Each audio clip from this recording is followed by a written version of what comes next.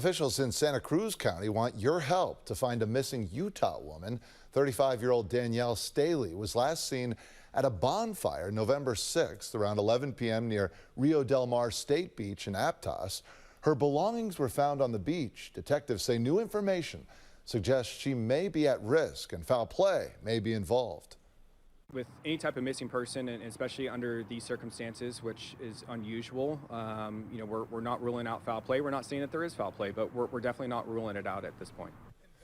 Investigators are asking anyone in the area with surveillance video to review their footage from November 5th through the 7th for possible sightings or clues.